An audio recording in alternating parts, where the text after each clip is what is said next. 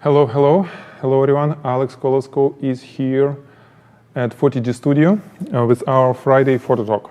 Sorry, we a little bit late. Oh, crazy day. But all is good. So, happy Photographer's Day or Photography Day or Photo Day. I don't know. I actually found it this morning that there is a Photo Day exists. So, happy Photography Day, Photographer's Day, everyone.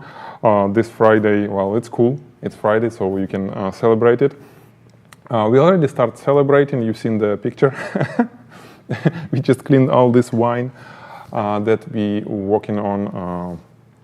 been working on for the course.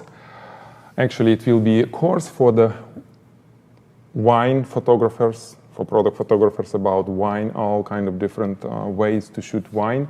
And it will be part of a 5-day deal. If you know what 5-day deal is, it's cool. If not, then just watch for emails, announcements. It will be in somewhere in October. So, hello. I see our people everywhere around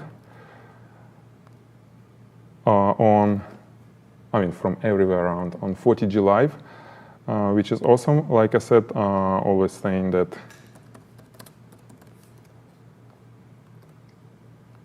one second, guys. Every Friday, 1 p.m., plus minus, we are at Photigy.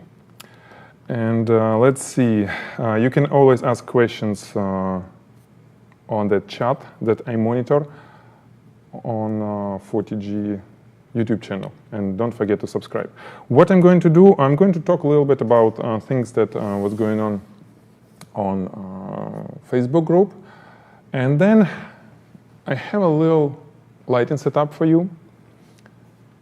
Actually, we'll try to shoot a really glossy subject, and I'll show you how to work with. There are different ways to work with glossy. We'll actually play together. I'll be looking for your input, and it's interesting what you're going to suggest. Okay, so Boto, Camtain, Maya, Charles, John, and Spokane. Oh, nice. AMD team at Photigy. AMD team at Photigy, yes. We had AMD, a great member of AMD team at Photigy. I work for AMD. Okay, so it was a question, guys. Last time when we met with Timothy Coe, Chicago-based commercial product photographer, last week, and we've been talking, and that was a question that we just missed, and we didn't answer, and I got the email from Niraj, the guy who asked questions, saying, Alex, why you didn't why you missed it? Well, it was an accident. So now I'm going to tell about this. It was sort of a little bit unusual question. It was like, hey, how would you react? How do you think, what do you think when the client contact you with the request asking only for the price and not even not looking at photographer's portfolio before? Sort of emotional question, right? And Niraj, what I can tell you, when photographer doing commercial photography, it's a business, right? There is a different relationship between your customer and yourself. It's not. There is basically very little personal, especially at the beginning. So I don't think anything wrong with it when a business looking for a photographer, they know what they need to have, what needs to be done. Basically, they can be calling you or emailing you saying, hey, we need this, we have this, we need this, and how much it will cost. This is the normal request for business. And either they look at your portfolio or not. What changes when, let's say, the client will look at your portfolio? For me, I see something that you're not really telling Are you being insulted that nobody, I mean, the client didn't look at your portfolio for first hand before contacting you, and you feel like you need to show them? If it is, if it's the case that there is probably something that you think that that client is not good for you, somehow you you judge even before everything, right? And you want to show them portfolio just to show how you are good at, and maybe the pricing or the price they ask is insulting, or something like this. But it's a business. It's completely normal if somebody just asking for the price, how much this will cost. This is what I do all the time when I call the service guy if we need to do anything. Can you open, please? Here. There is a visitor coming. And it's okay to just call and ask, hey guys, do you do this? Yes, we do. How much it will cost this and this? I don't care how good you are as a photographer. I'm not care. Well, no, I should be care, but you see, I may not be care as much as you think. Sometimes businesses need to have very simple photography. Very simple. And I mean, it's like, tell them the price, and this is it. If they need the creative, it's something that, they, how to put it? I kind of get lost. Hi, Steph. It's here. It's right here. Sorry, I'm right in the middle. Okay. Brought you guys tomatoes and lemons. Oh, nice. Thank you. From my garden. Want to say hello? Sure. Come here. Where's the cameras? The camera.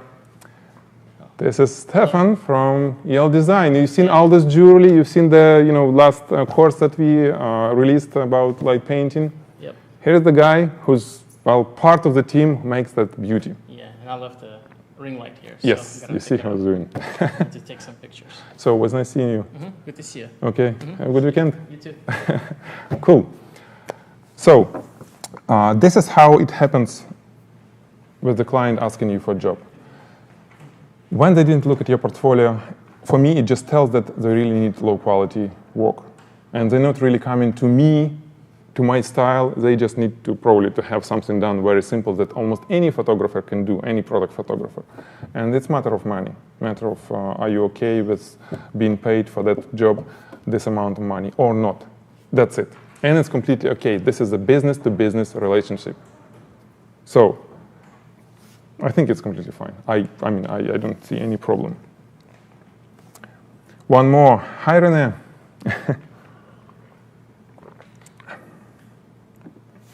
Hi, Victor. Hi, Kamitan. Awesome. So this is how it happens, at least for me. I'm trying to always be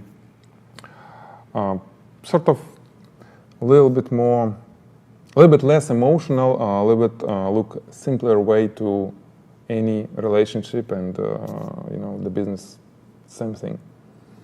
And it's very good when client knows what they want. If they have good idea of what they want to have and they know how much they want to pay for it, it's beautiful. I mean, you can easily decide is it your client or not. You just look at the job and see what do you like it or not, and the amount of the compensation, and boom, there is an easy way to handle it.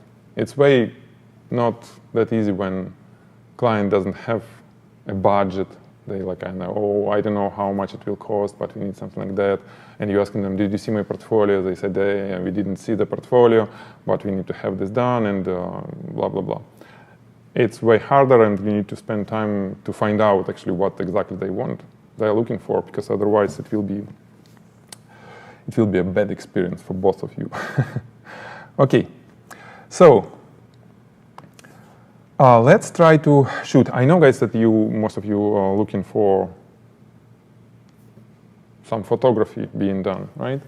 And we're going to play a little bit with that glossy thing. You remember last time? Well, I'll be trying to hold it without spoiling much. Last time we were showing you this thing, right? When we been shooting the cup of tea with Timothy. And this thing is completely glossy. It's really glossy. It's a mirror, actually. And it's quite interesting way to shoot it. So let's try to shoot it, okay? What I want to show you before we start, okay?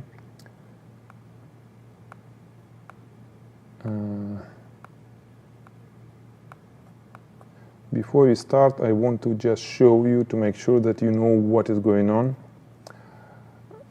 Nam, can you please switch to screen share? Which one? This one? No, this is not. Oh, yeah, this. This one? Yeah, this one. Awesome. Yeah.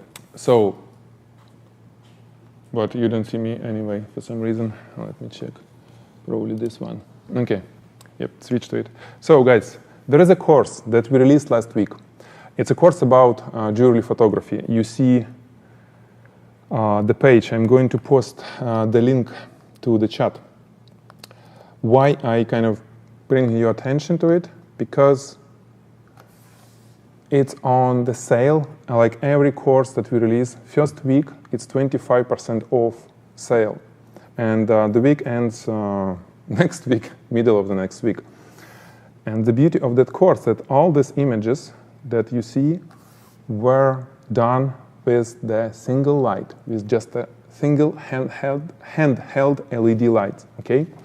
And all of this, all this jewelry, no strobes, no speed lights, no light modifiers, nothing. Well, I had just a sock on that light to soften the light that I had in my hand. And this course, it's really the coolest thing that ever can be done with no equipment for jewelry photographers. Okay, so make sure that you don't miss the deal, because in few days it will be, the promotion will be end. Okay, so now let's switch to the whole view. Let's switch this camera, and we'll talk about composition and everything. Okay. Yeah, it's over there. It's probably number 1. Yep, yeah. Nice. So, we put the black plexiglass, black glossy plexiglass under it, okay? And camera is there. We're going to use strobes, so that means that we're going to shoot at ISO 100, 160 of a second shutter speed, f14. And if we shoot it without any light, what will happen? Let's switch to this. This is actually, yep. Okay. See what is going on. We shoot in tethered. There is no image, because all that light that we have for giving exposure, it's not enough. It's just dark image, because we don't have enough light to highlight everything. This is the beauty of working with strobes, by the way. You can use strobes with all that lights, and still only strobes affect the image. So, when you try to highlight subject like this, there is the strip box that I'm using, okay? Just a strip box. And when we shoot it, it will be looking like this.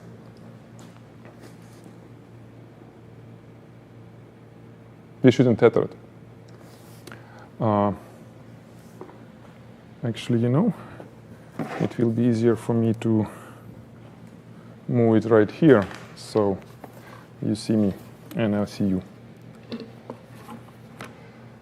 So you see bright reflection somewhere on that thing, and it doesn't look good. Diffusers. Well, most of you guys, I know that you have a good experience on all of this. And you already know all the answers, and you've seen it. So let's use the diffuser. Let's use the diffuser. but we're not going to end just using the diffuser. If we put the light somewhere like that, like this, right? And the result will be quite different. You see, it's nice and smooth, but it doesn't look glossy at all. Now it looks matte. This is one of those mistakes that, especially beginner photographers, when they start using diffusers, they kind of hit in it. It looks nice. It looks like wow, but what happens? That glossy look being lost. It looks matte, like it's a plastic or something. And be very careful about making glossy to look matte. In product photography, it's not a good thing because you misrepresenting the product. And to make it look back glossy, what you need to do is to touch, right? You're touching your diffuser, and it will create a sharp cutoff line.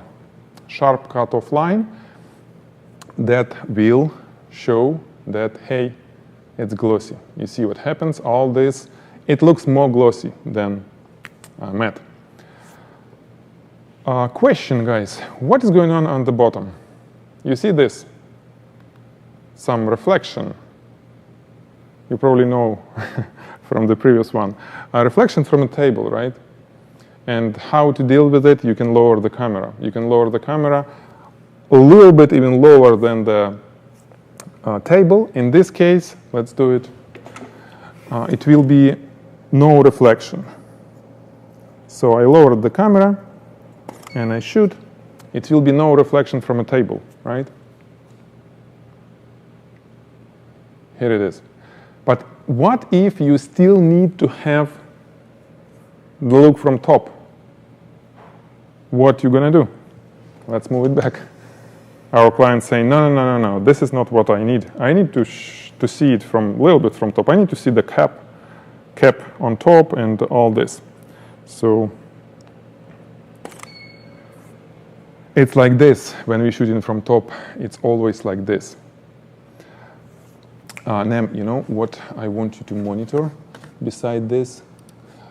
Look at here if it will be questions, several questions like that needs to be answered. You just wave me like, hey Alex, jump to this, okay? Like where is studio located? I answer it later, but in case. Okay, so how to fix it?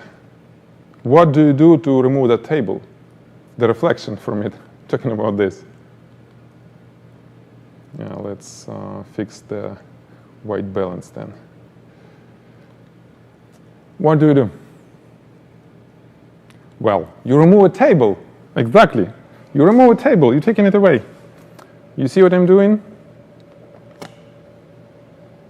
Then switch to larger view. So I just take away this. I completely taken away. And what I have a baby pin underneath. This is one of the beautiful things for a photographer to use. You understand? It goes to this to the table. It's Avenger. That's a wall plate. It's called wall plate, female wall plate, and it goes to a stand, any stand, and then you can place your subject right on the front corner of this, right? And let's see what will happen with this angle that we already have.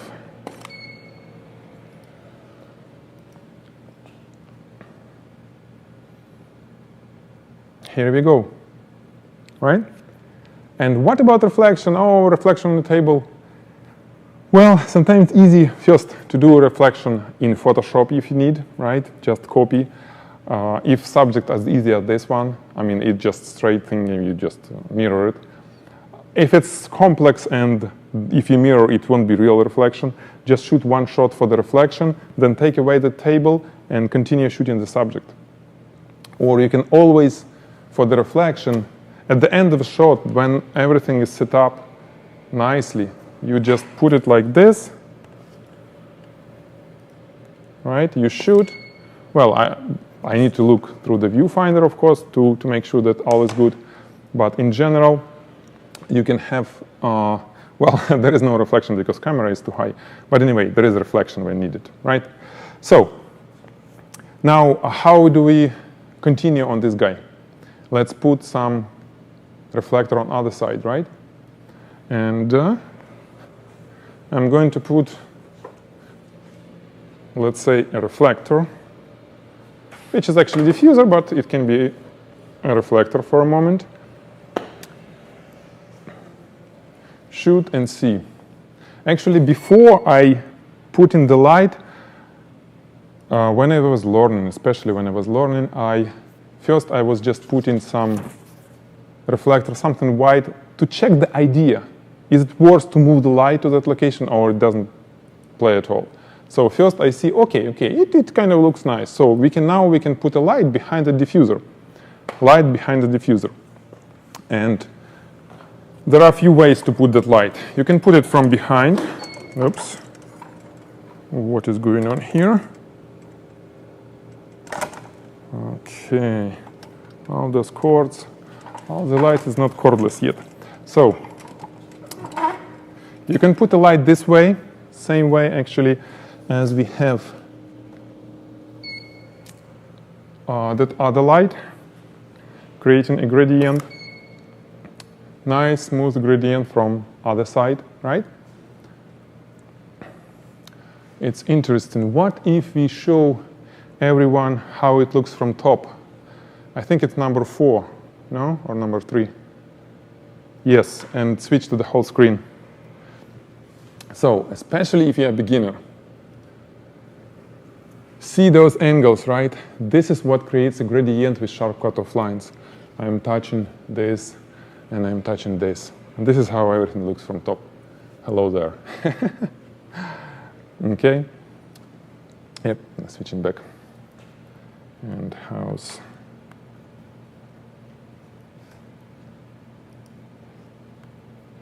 So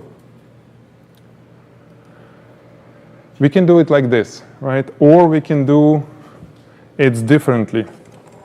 We can make the light with sharp cutoff line coming from this side. It probably will change things.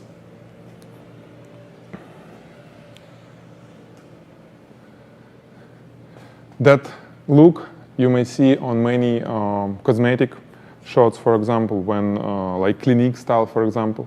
Go to Clinique website because Clinique has many like caps or the whole jars. They have completely glossy, like a cylindrical shape. And the guy, I forgot his name, great photographer, he was doing that what I called Clinique style, that basically different ways of placing sharp cutoff lines, black areas, and some bright highlights. What else we can do? Of course, we can play with that gap that in front. This area that is not highlighted by anything, it looks completely dark. It's in the middle. When we want to change it, for example, you understand how to change the size of it, right? If you open this area, it will be just a larger black line in the middle. If you close it, it will be smaller black line. Again, it's up to you. It's how you want to show it. Well, it's not straight, but you're getting the idea, right? And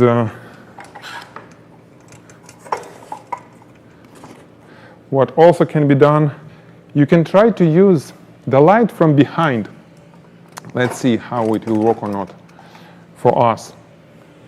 The light from behind, let me turn it on.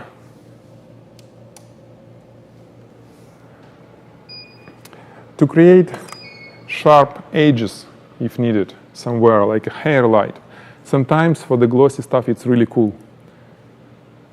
Okay, we see it on the frame, which is not good, so I need to move it away. But you see what it's doing, right?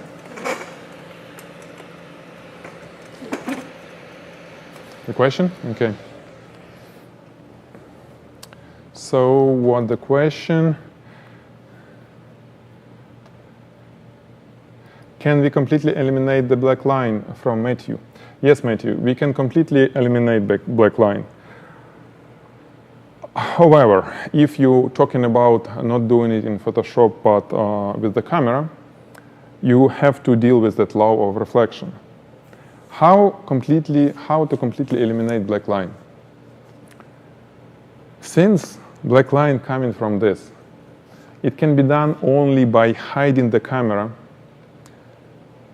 inside some diffuser, right?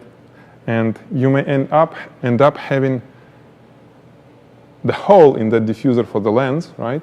Highlight all the diffuser from the front and have it completely eliminating this. You can even get rid of the hole in real life, not in Photoshop, when you switch to the whole screen, because anyway, we're not shooting them. The camera. Let's switch it. Yes, like this. So to get rid from even reflection from your camera from the lens, if you need it, if you want to do it not in Photoshop but in real life, there are only two ways: is to go higher or go lower, so the camera is not visible. Because you see, when you shoot, let's say, let's have a little bit larger reflector. It's not a light, it's just a reflector, right? When we place it under the subject, okay, like this, you see what happens. It's not a complete solution yet, but basically it covers the whole thing, right? So the idea, actually you don't see the lens because the lens is a little bit up high. I mean, the angle is from top a little bit, so from completely cylindrical subject, you don't see the reflection from the lens. It's the beauty of the thing. And the whole idea is to place the same savage plastic like this. Okay, let me do this.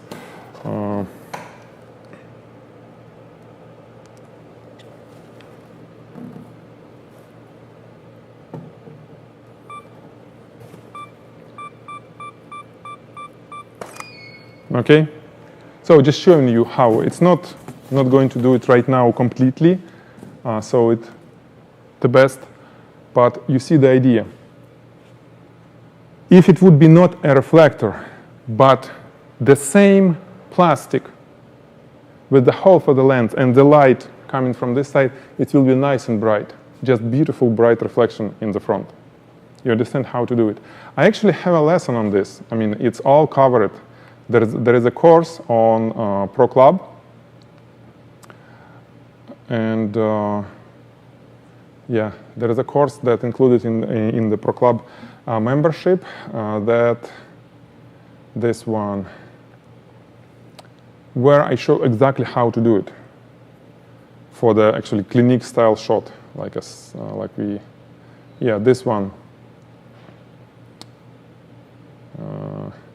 Yeah. You see this? We did it using the technique where we have bright line in the middle and dark lines on the sides. Right now we have opposite for this. When we're shooting, it's opposite for this guy, right?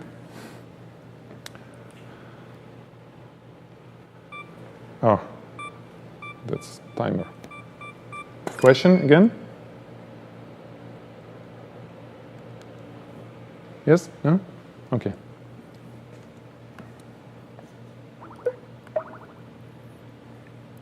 Okay, can we completely, I got it. What lens do you recommend for the jewelry? The lens for the jewelry is, let me show you. What is this? First of all, I'm gonna throw it here.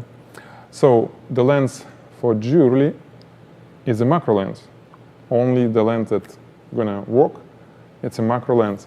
I have here 90 millimeters Sony G lens, f2.8 macro lens, one of the best, the sharpest lens for 35 millimeters camera.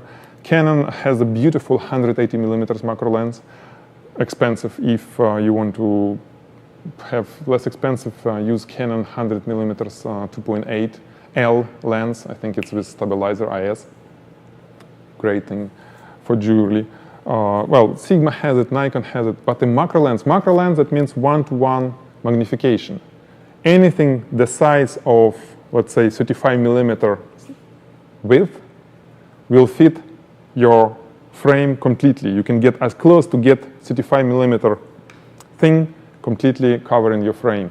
This is what 1-to-1, because 35 millimeter is the size of the frame. Okay, when you have 1-to-2, that means it will be 2 times smaller. You can get closer. And 1-to-4, and you know, all the lenses has that specification where they show the magnification for the lens. Okay, so this is how we deal with this guy. How deal with the nice glossy subject. Of course, it's cool when it's placed on the background, which is maybe not completely dark. Let's try to highlight it. So what I'm going to do, I'm going to grab this light, turn it on, spotlight, okay, and hit the area behind. Let's do it from this so it's not getting any reflection. Okay, maybe not like this, maybe somewhere like that, right? It's best when you highlight area on top, yeah, somewhere like that.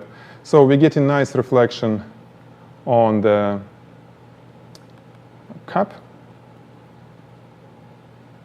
and the subject kind of looking nice. By the way, look at the white balance. You see what is going on? I balanced, let's say if we're going to balance using the wall, it will be, no, actually it's good. Okay, I was thinking that it's completely different between the lights, but looks like it is not. Okay, sometimes when you use different brands of lighting, or let's say for broncolor, there are different color temperature flash bulbs, or even the protective glass domes, different color temperature, like about 600 kelvins. You may end up having different color temperature across the image, which doesn't look nice. Okay, so what's the time? Ooh, it's almost there. We need to make sure that it's not more than 1 hour, because I need to run after that. We have a dentist appointment today. Woohoo! Okay, I think we're done. If no questions, let me jump back to the table. Let's talk for some time. Okay, let's talk, guys, and we'll be good to go.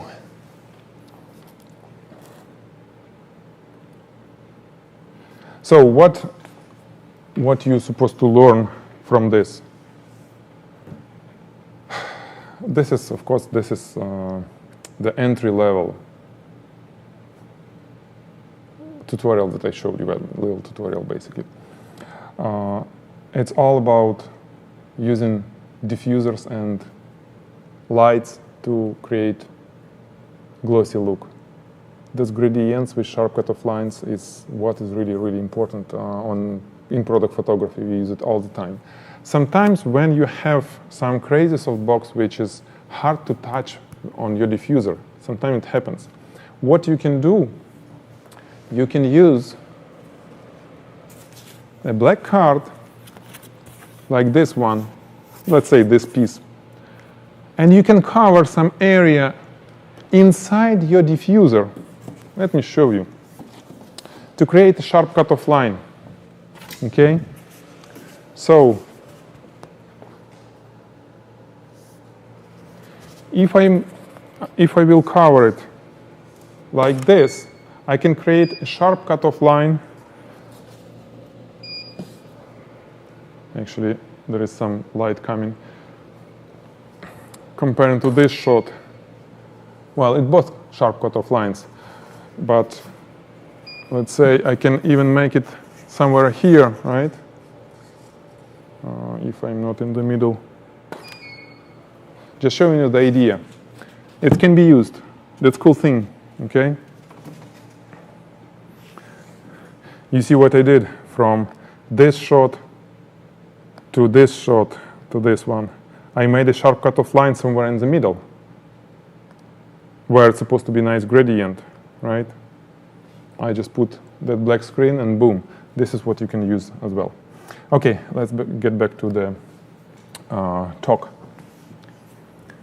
So if any questions, shoot. I'm for like 10 more minutes here, so you can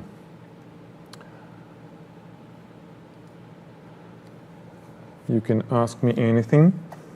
I can show you, if it will open, something that we've been working today and yesterday.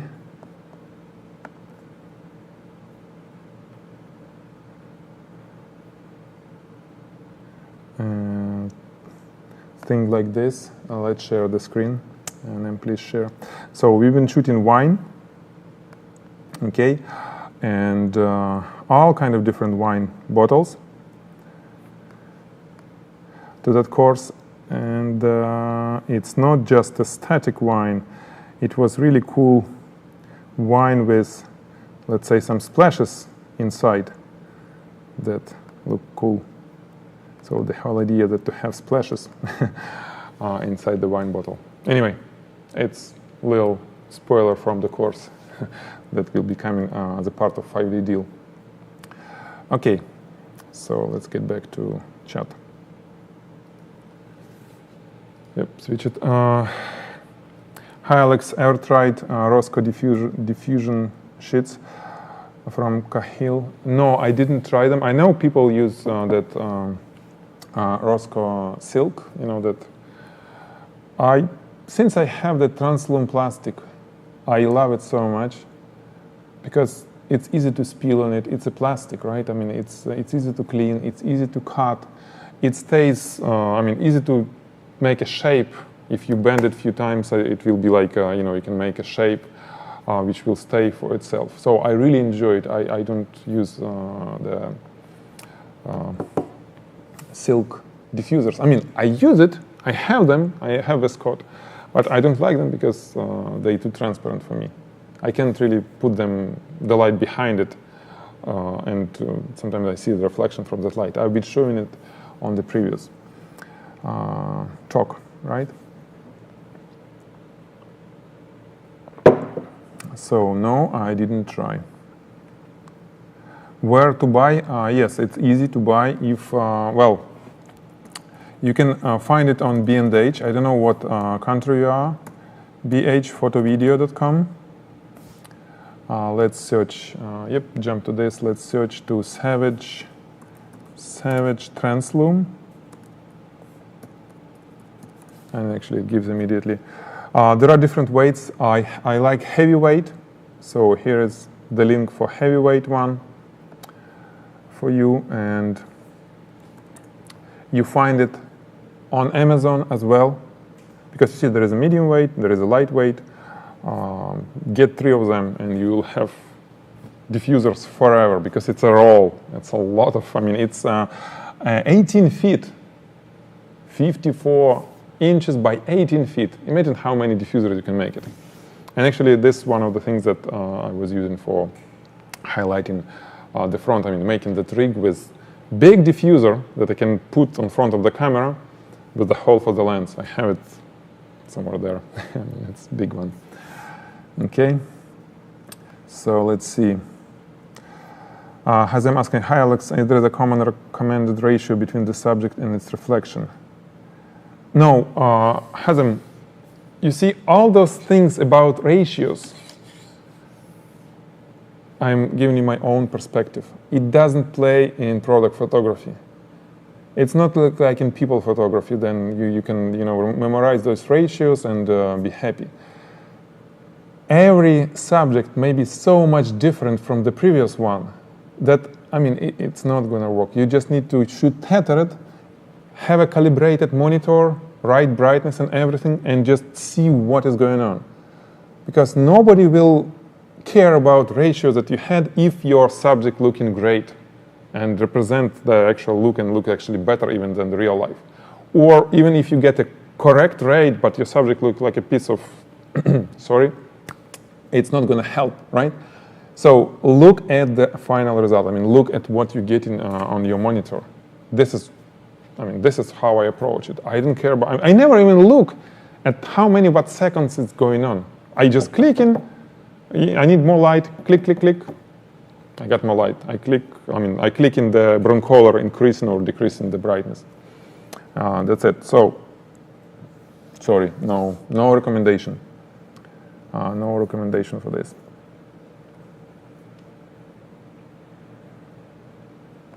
Any other questions?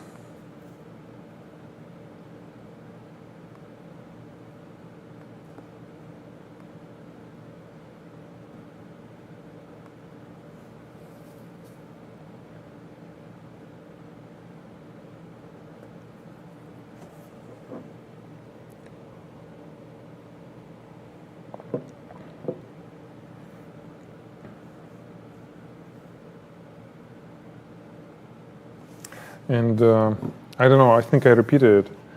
Since no questions, we're going to say goodbye. Just expressing my, again, sorry, can't help it, my love to mirrorless camera, but not only mirrorless, my love to shooting with HDMI out connected to your camera, regardless of what camera it is. You turn live view on, and seeing through the lens on the large TV that somewhere in front of you. It's really awesome. I mean, it's a big, so lots of resolution. You see a lot. It's way more than you can see looking through the viewfinder on the little LCD screen, LCD screen, and you see everything in real time. It's so way more easier to shoot it. I remember how I was struggling when it was just no live view on the cameras. Way more time. Okay.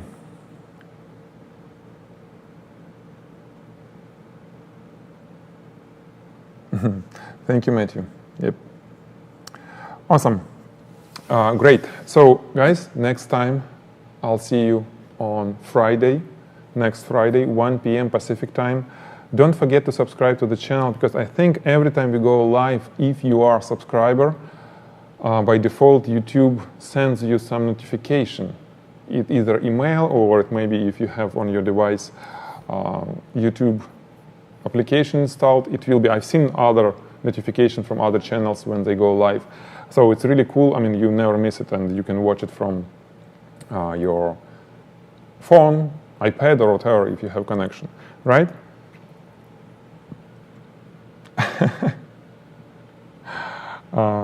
Yeah, Charles, go get those wine shooters. Yes, wine shooters.